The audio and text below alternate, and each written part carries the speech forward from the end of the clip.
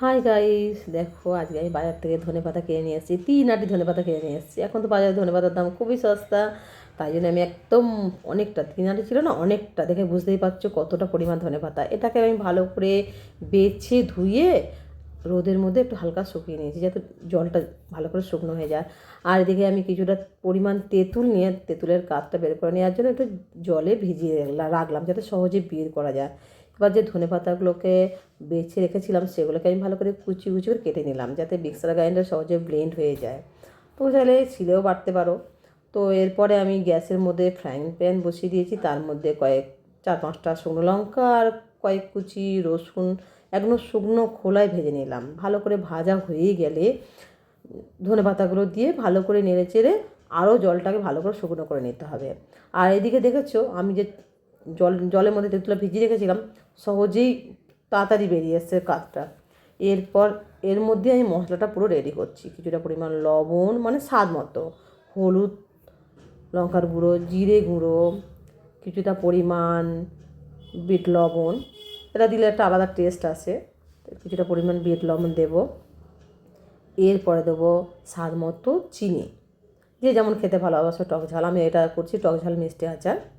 তো এটা সবগুলো দিলাম একসঙ্গে, ভালো করে ওটাকে মিক্সড করে নিচ্ছি। আর যে ধনেপাতাগুলো কেটে রেখেছিলাম কুচি করে, সেগুলো একটু মিক্সার গ্রাইন্ডারে ব্লেন্ড করে নিচ্ছি। দেখো আমি একটু আধখানাই করেছি, পুরোপুরি ব্লেন্ড করিনি। আমার একটু আধখানা থাকলে মনে হলো যে আচারটা বেশ ভালো লাগবে খেতে, আমি এরকমভাবে করেছি। তোমরা চাইলে ব্লেন্ড করে আরও ভালোভাবে পেস্ট করতে পারো। তো এবারে ফ্রাইং প্যানের মধ্যে সর্ষের তেল দিয়ে 4-5টাও লঙ্কা কুচি কুচি করে দিয়েছি, আর আবারও কিছুটা রসুন ভালো করে ভেজে নিয়েছি। আর এই যে মশলাটা রেডি করে গেছিলাম না তেঁতুলের কাদের মধ্যে, ওটা এবারে দিয়ে দিচ্ছি পুরোটা। আমি কিছুটা রেখেছিলাম, ভাবছিলাম একটু বেশি টক হয়ে যাবে, পরে অবশ্য আবার দিয়ে দিলাম। এই দেখো ভালো করে নেড়ে ছেড়ে নিতে হবে। এরপর আমার মনে হলো যে একটু মিষ্টিটা দিতে হবে বলে আর একটু মিষ্টি দিয়ে দিলাম। এরপরে দেখো যে ধনেপাতাটা যে আমি ব্লেন্ড করে রেখেছিলাম সেটাকে দিয়ে ভালো করে নাড়াচাড়া করে নিতে হবে। 5 থেকে 7 মিনিটের মধ্যে পুরো রেডি হয়ে যাবে। দেখো দেখো কত লোভনীয় হয়েছে। সত্যি সত্যি খুব সুন্দর। একবার তোমরা ঘরে বানিয়ে খেও।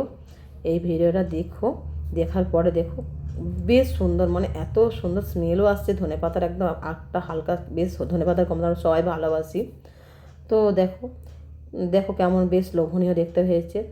তো তোমরা যারা যারা দেখছো অবশ্যই বাড়িতে কিন্তু ট্রাই করো, একবার হলেও ট্রাই করো। যদি না ভালো লাগে আমাকে কমেন্ট করে বলো, আর যদি ভালোও লাগে অবশ্যই আমাকে কমেন্ট করো।